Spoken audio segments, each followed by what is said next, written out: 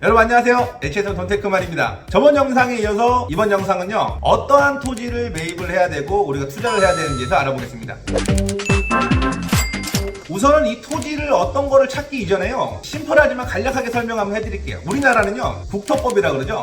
국토법이란 국토의 계획 및 이용에 관한 법률. 우리나라는 이 법을 통해서 가지가지가 같이 쳐지고 아주 큰 틀을 제시하는 법이에요. 뭐 예를 들어서 어떠한 지역에 이런 것만 해라, 이런 걸 하지 말고 이런 것만. 그러니까는 내가 뭐 음식점을 할지 펜션을 할지 이 법에서 정해줍니다. 그 정해준 법을 우리가 뭐 서울시나 대전시나 강원도라고 하면 뭐 속초시나 이런 시, 군, 구 또는 뭐 도에서 자기 시만의 어떤 조례로 의해서 어떤 행위가 또 가능하도록 만들 수 있는 법이 이런 국토법이고, 우리가 시도에 있는 조례다.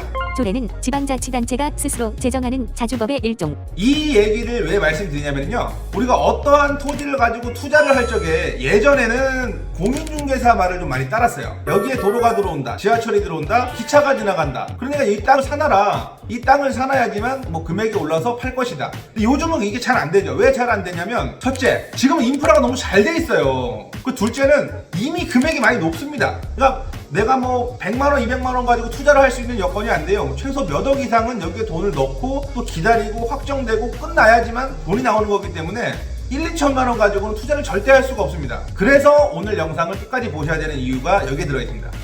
자, 이제 우리가 어떤 토지를 찾아야 되느냐, 또 전문 용어가 나오는데요, 용도지구가 있습니다. 용도지역은 크게 도시지역, 관리지역, 농림지역, 자연환경보전지역 4가지로 구분됩니다. 첫째, 용도지구 중에서 우리가 농림지역이라는 곳을 찾아야 됩니다. 이 농림지역은요, 말 그대로 그냥 농사 지으라는 그런 지역이에요. 이런 지역에는 그냥 대부분 주소지역가 어떻게 나가냐면 도시지역 외지역이라 그래서 농어촌 지역이라 그러거든요. 읍면리 지역에 맞습니다. 읍면리 지역에. 둘째, 지목이 임야인 곳을 찾아야 됩니다. 그러니까 농림지역은 지역지구고요. 지목은 토지의 주된 사용 목적에 따라 토지의 종류를 구분 표시하는 명칭. 뭐 전답, 대, 창고 뭐 이런 것처럼 지목이 임야인 곳을 찾아야 돼요. 임야는 산림 및 들판을 이루고 있는 숲, 습지, 황무지 등의 토지를 말한다. 임야인 곳을 찾았다면은 이 임야가 또 나눠지는데 보전산지가 있고 준보전산지가 있습니다. 보전산지는 임업용산지, 공이동산지로 나누어지고 준보전산지는 보전산지 이외의 산지를 말합니다. 근데 우리는 보전산지를 또 찾아야 돼요. 그 중에 보전산지 중에 임업용산지라는 것을 찾아야 됩니다. 임업용산지는 산림자원의 조성과 임업경영 기반의 구축 등 임업생산 기능의 증진을 위하여 필요한 산지. 이것을 정리하면은요, 지역지구는 농림지역이어야 하고 지목은 임야여야 합니다. 그 임야 중에서 보전산지여야 하고 보전산지 중에서 임업용산지여야 한다. 여러분 좀 말이 어려운데요.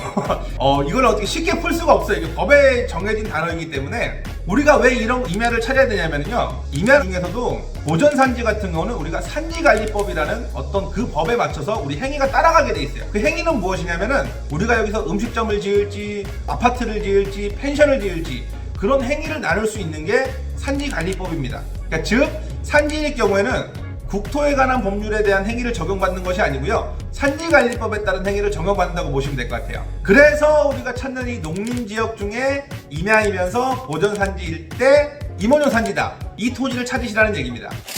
여러분들이 지나가면서 보는 어떤 카페, 음식점, 애견 카페, 기타 등등 뷰가 좋고 SNS에 많이 올라오고 장사가 잘 되는 곳은요, 아마 검색을 한번 해보세요. 대부분 농림지역이면서 임야일 것입니다. 지금 개발이 끝났으면 지목은 바뀌었겠지만은 지역은 농림지역일 거예요. 왜냐면은 그러한 숲속이나 산속에 좋은 위치에 가지고 있는 거는 두 가지밖에 없습니다. 자연녹지 지역이거나 농림지역. 대부분 농림지역이라 그러면은요, 우리가 할 수 있는 행위는 뭐 농가주택, 그러니까 실제로 내가 농사를 지으면서 사시는 분들, 내가 주거할 수 있는 분들이 지을 수 있게 한정되어 있고, 산지 같은 경우도 내가 실제로 여기도 뭐 임업이라든지 어떤 행위를 하면서 할 수 있는 것들이 정해져 있는데요, 법을 보시게 되면 굉장히 할 수 있는 행위가 많습니다. 그 많은 것 중에 우리가 오늘 하고자 하는 거는 그 중에 하나, 관광농원입니다.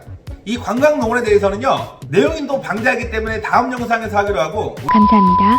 내가 막 찾아다녔어. 막 어떤 카페를 보고 하니까 여기 농림지역인데 그때 뭐 돈테크만 영상 보니까는 뭐 된다고 하던데 어떻게 됐더라? 그게 어떤 사업이냐면은 관광농원 사업이다, 이런 사업이 가능하거든요.